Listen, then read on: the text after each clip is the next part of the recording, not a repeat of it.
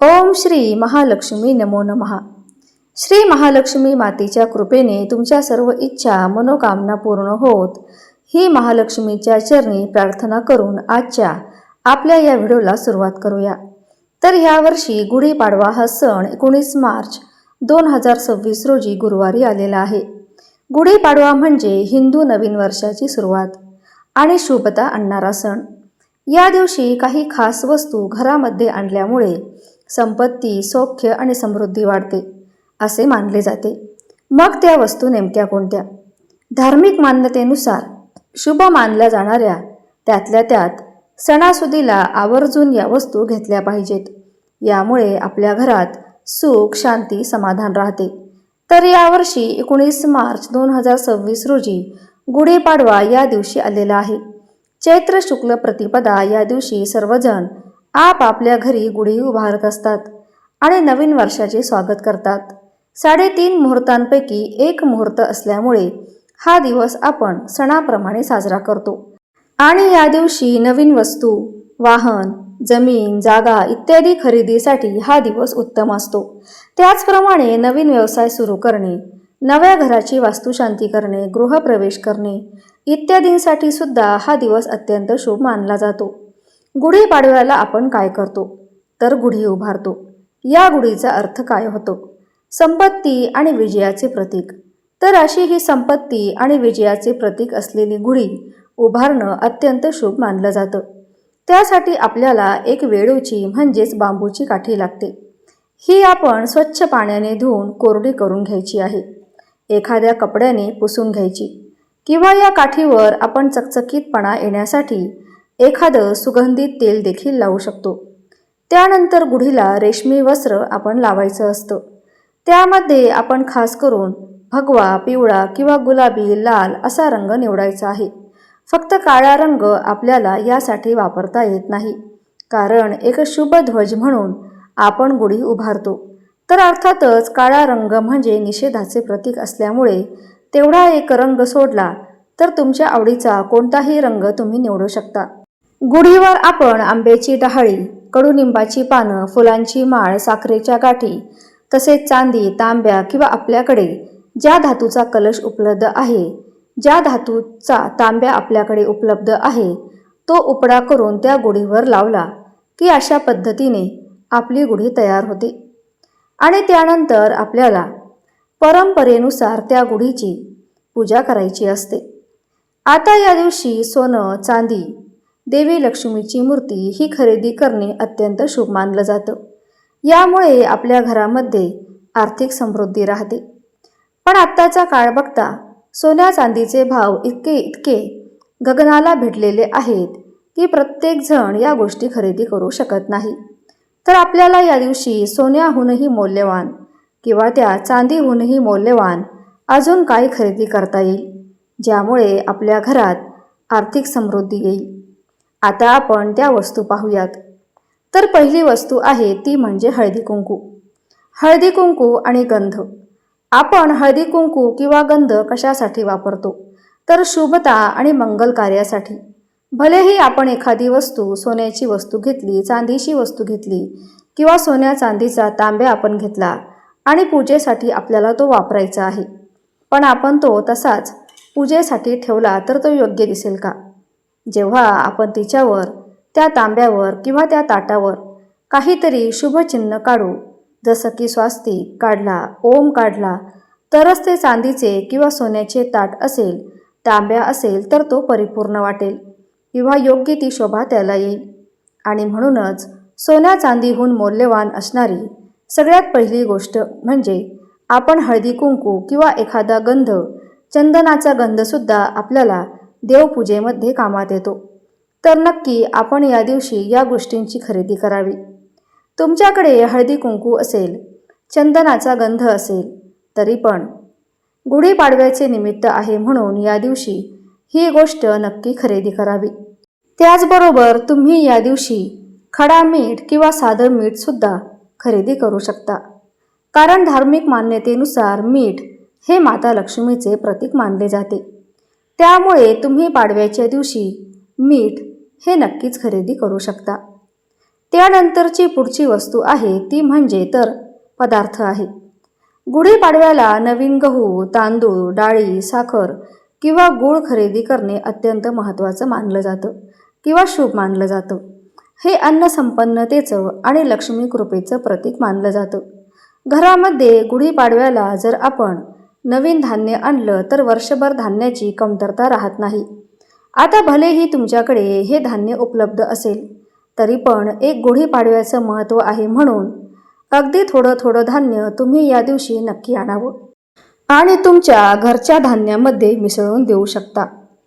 जसं की तुम्ही एखादी डाळ आणली की मग त्या डाळीमध्ये तुम्ही नवीन आणलेली डाळ मिसळून द्यायची. सर्वप्रथम तुम्ही या सर्व धान्याची हवं तर पूजा करून घ्या आणि नंतर संध्याकाळी हे धान्य त्या त्या धान्यामध्ये तुम्ही मिसळून दिलं तरीही चालेल. नवीन वर्षाच्या पहिल्याच दिवशी ताजे धान्य आपण जे आणतो तर ते अन्न संपन्नता किंवा अन्नपूर्णा देवीची कृपा आपल्यावर कायम राहावी यासाठी ते आणायचं असतं. साखर आणि गूळ आणल्यामुळे घरामध्ये गोडवा आणि स्नेह वाढतो. गुढीपाडव्याच्या दिवशी नवीन झाड, त्यामध्ये एकतर तुळशीचे रोप, बेलाचे रोप किंवा एखाद्या फुलझाडाचे रोप आपण आणावं आणि ते आपल्या घरी जरूर लावावं. तुम्ही जर तुळशीचे रोप या दिवशी लावणार असाल किंवा बेलाचं रोप लावणार असाल तर त्यांची पूजा अवश्य करा आणि जेव्हा तुम्ही तुळशीचे रोप या दिवशी लावाल तर त्या तुळशीच्या रोपाबरोबर एक गोल गरगरीत खडासुद्धा किंवा एक गोल गरगरीत दगडसुद्धा तुम्हाला त्या तुळशीच्या मुळाशी पुरायचा आहे, जेणेकरून ते शाळीग्रामचे प्रतीक आहे.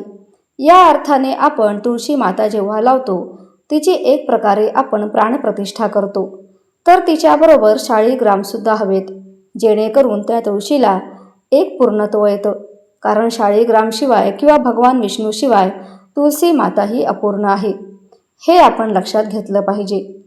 तर मग ही जी काही झाडं आपण लावतो त्यामुळे आपल्या घरामध्ये शुभस्पंदन राहतात. यानंतरची पुढची महत्त्वाची गोष्ट म्हणजे झाडू. झाडू देखील खरेदी करता येईल. वास्तुदोष आणि निगेटिव्ह एनर्जी दूर करण्यासाठी तसेही आपण झाडूला माता लक्ष्मीचे रूप मानतो. तर माता लक्ष्मीचं प्रतीक म्हणून आपण काही सोन्या चांदीचा शिक्का नाही आणू शकत, तर झाडू नक्कीच खरेदी करू शकतो. ही अत्यंत स्वस्तात मस्त मिळणारी पण माता लक्ष्मी स्वरूप असणारी वस्तू आहे, हे तुम्ही लक्षात घ्या आणि या दिवशी झाडू नक्की खरेदी करा. या दिवशी आपण गूळ आणि धने देखील खरेदी करू शकतो आणि गूळ आणि धने आपण देवघरामध्ये दिवसभर पूजेला म्हणून ठेवले तर संध्याकाळी जेवण झाल्यानंतर आपण हे थोडे गूळ आणि धणे सर्वजण खाऊ देखील शकतो. यामुळे आपलं आरोग्य चांगलं राहतं आणि धने याचा अर्थ धन असाही होतो. आपण धनत्रयोदशीला देखील गूळ आणि धने यांची पूजा करत असतो. तर गुढीपाडव्याला सुद्धा आपण ते पूजले आणि त्यातला थोडा प्रसाद म्हणून सर्वजण ग्रहण केला तर काही बिघडणार नाही. यामुळे घरातलं प्रेम आणि स्नेह वृद्धिंगत होतं. तर बघा, गुढीपाडव्याच्या दिवशी आपण श्रीराम जय राम जय राम जय जय राम किंवा ओम गण गणपते नमः हा मंत्र जपला, संपत्ती आणि सुखशांती आपल्या घरामध्ये वाढते. गुढीपाडव्याला सोनं खरेदी करणं जर का शक्य नसेल तर काही परवडणाऱ्या तसेच शुभ गोष्टी खरेदी करून त्याचा तितका चांगला परिणाम आपल्याला मिळवता येऊ शकतो. तर कमी खर्चात खरेदी करण्याचे शुभ वस्तू म्हणजे त्यामध्ये आपण तांब्याचं किंवा पितळेचं एखादं छोटंसं नाणं घेऊ शकतो. अर्थातच त्यावर काहीतरी देवी देवतांची एक आकृती कोरलेली असायला हवी. एक सोन्याचा पर्याय म्हणून तांबे किंवा पितळ यातलं नाणं तुम्ही खरेदी केलं आणि ते वर्षभर तुम्ही पूजत राहिलात तर नक्कीच त्याचे शुभ परिणाम तुम्हाला पाहायला मिळतील. नाण्यावर त्या दिवशी आपण हळदी कुंकू लावून लक्ष्मीपूजन केलं तर आपल्या घरामध्ये आर्थिक स्थिरता येते. स्वास्तिक, ओम, श्री यांचे धातू किंवा मातेची प्रतिमा देखील तुम्हाला खरेदी करता येईल.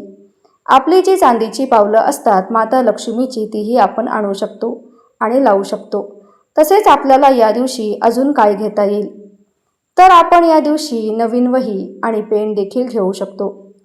हिशोबाची एक वही म्हणून किंवा जसं आपण दिवाळीला एक नवीन वही आणतो, पेन आणतो आणि ती वही कशी असते तर माता लक्ष्मीचे चित्र तिच्यावर असते, कुबेर देवतांचे चित्र असतं आणि मग आपण हळदी कुंकू लावून किंवा स्वस्तिक वगैरे काढून ती वही नंतर वापरात घेतो. त्याच पद्धतीने नवीन वर्ष हे सुरू होते. समजा तुम्हाला काही लिहायची जरी आवड असेल ना, तर त्यासाठी म्हणून सुद्धा तुम्ही ही वही वापरात आणू शकता. जसं की आता रामनवमी येईल, तर बरेच जण राम नामाचा जप लिहितात किंवा करतील, तर ते लिहिण्याच्या स्वरूपात सुद्धा आपण करू शकतो. श्रीराम श्रीराम किंवा श्रीराम जय श्रीराम. कुणी कुणी राम, कुणी फक्त राम राम असा शब्द लिहून पूर्ण ती वही भरवतात. तर राम या शब्दामध्येच सुद्धा खूप ताकद आहे. किंवा आपल्याला आपल्या कुलदेवीचा जप करायचा असेल, जसे की श्री महालक्ष्मी माता, तुळजाभवानी माता किंवा आपली कोणतीही इष्टदेवता असेल, तर त्यासाठी म्हणून सुद्धा तुम्हाला ही वही वापरता येईल. आता नवीन वर्षाची सुरुवात म्हणून तुम्ही या दिवशी जर आध्यात्मिक व्हायचं ठरवलेलं असेल की तुम्हाला हे संपूर्ण वर्षभरामध्ये भरपूर सारी पारायणं करायची आहेत किंवा देवी देवतांचे काही महत्त्व आहे ते समजून घ्यायचं असेल, तर मग त्या संबंधित एखादं ग्रंथपुस्तिका तुम्ही या दिवशी खरेदी करू शकता. नवरात्रीच्या वेळेस आपल्याला दुर्गा सप्तशती या ग्रंथाची गरज पडते आणि इतर वेळा आपण घेऊ म्हणून ठरवतो, पण काही घेणं होत नाही. तर दुर्गा सप्तशतीचा ग्रंथ तुम्ही या दिवशी घेऊ शकता. नवनाथांचा ग्रंथ घेऊ शकता, ज्ञानेश्वरी तुम्ही घेऊ शकता, हरिपाठाचं जे काही छोटे मोठे पुस्तक आहेत, हनुमान चालिसाची एक छोटी पुस्तिका येते ती तुम्ही या दिवशी घेतली तरीही चालेल. भगवद्गीता घेतली तर सोन्याहूनही पिवळं. तर बघा, या दिवशी हे जे पर्याय आहे ते तुम्ही अंमलात आणू शकता. या वस्तूंपैकी काही वस्तू आपण या दिवशी खरेदी केल्या तर वर्षभर आर्थिक स्थैर्य, आरोग्य आणि सुख आपल्याला नक्कीच लाभेल. तर हा माहितीपूर्ण व्हिडिओ आवडला असेल तर एक लाईक नक्की करा, चॅनलला सबस्क्राईब करा आणि कमेंटमध्ये श्री महालक्ष्मी माता टाईप करायला विसरू नका. धन्यवाद.